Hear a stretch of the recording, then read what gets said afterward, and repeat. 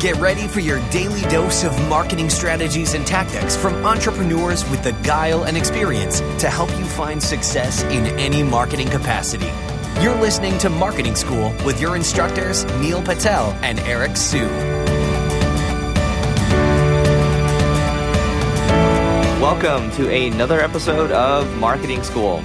I'm Eric Su. And I'm Neil Patel. And today we are going to talk about how you can make your content addicting. So when I think about content that I keep coming back to time and time again, well, here's some examples. So I remember yesterday I was flying back from San Francisco and I saw a bunch of reports from Twitter. So basically I follow a bunch of lists on Twitter and I save them to Pocket. And then when I'm on the airplane, I'm reading all the stuff that I've saved.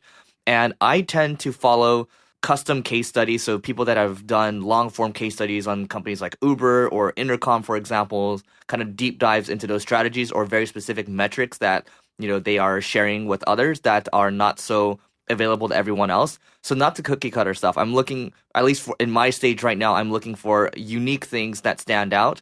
And also from a video perspective too. So yes, I like reports, I like custom data, I like custom case studies, and then I also like videos, people that are consistent with their videos that are short and sweet.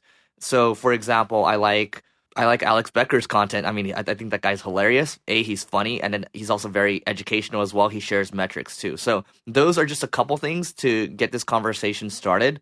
Neil, I'm curious to see what you think about addicting content. I think addicting content typically is evergreen content. One that someone can read 3, 4, 6 months, a year or two from now and is still valuable. 2, there's some sort of entertainment factor. 3, there's some educational factor. 4, there's some sort of actionable factor. When you mix all of those things in together, you can do extremely well. And if you want to bonus it up, one more factor that I found that really helps is some visual form of content. It could be video, it could be infographics. But when you combine all of those things, the content becomes much more addicting. A good example of this is how a car engine works. It's an animagraph. It's an animated infograph. That's what that means. And it shows you like the pistons moving in a GIF format. It shows you, the oil going through the pistons.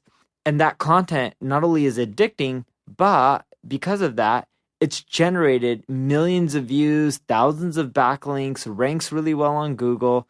You have to create content that has those factors. It's not easy. Everyone thinks, your content has to be on a topic that's sexy or everyone wants to learn about or read about or some celebrity gossip. Talking about car engines isn't that sexy, yet if you take all of those factors and you encompass it together, you can create something that's so engaging that people love, that they want to keep coming back to, that you'll just generate the traffic and the demand. Great. So here's another example.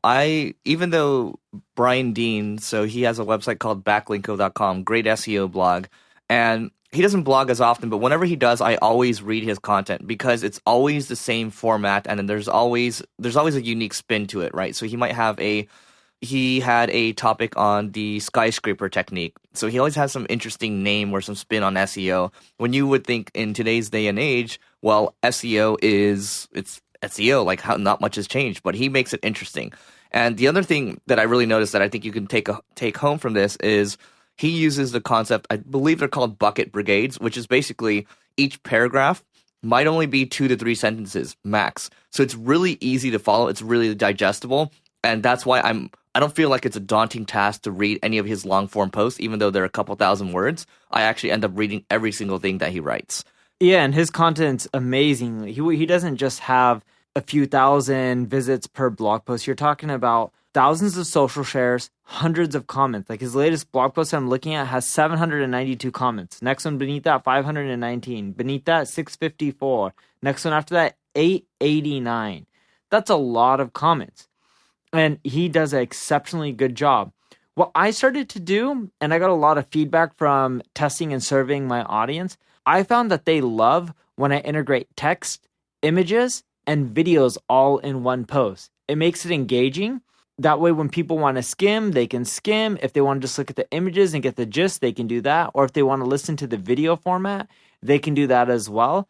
By tying them all in together, you can do exceptionally well. I'm thinking about also integrating podcast audio clips into my content as well to see if I combine all of those together, what ends up happening. I've also tested using infographics within the blog post instead of just normal images. I found that to help as well. But you just got to keep testing, tweaking, and serving your audience to figure out what they want, because every industry is going to be different. For example, if you're in the nutrition niche, it's going to be totally different what people are looking for from you for quote unquote addicting content than if you were in the marketing niche. And a great way to see what's addicting content within your niche is to go to buzzsumo.com, type in keywords, and you'll see all the most popular blog posts based off of social shares. You can also on BuzzSumo do it based off of date range. What I like doing is looking at the last 3 to 6 months, and then I like looking at the last few years. By doing that, I can see if there's any changes, because what was popular a few years ago may not be popular anymore when it comes to quote unquote addicting content, because the industry may have changed where they prefer a different format. Yep. The other thing I'll add too around what Neil's saying with adding videos into blog posts as well, it's also good if you're looking to grow your YouTube channel.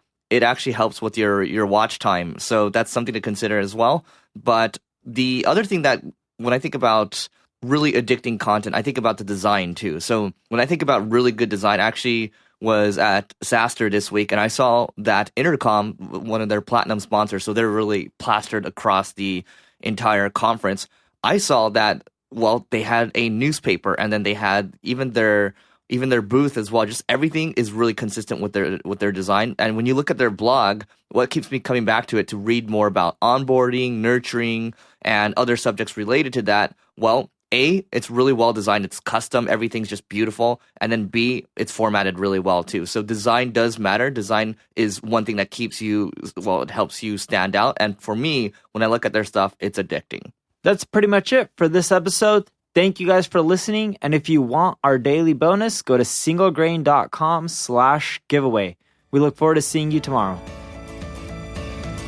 This session of Marketing School has come to a close. Be sure to subscribe for more daily marketing strategies and tactics to help you find the success you've always dreamed of.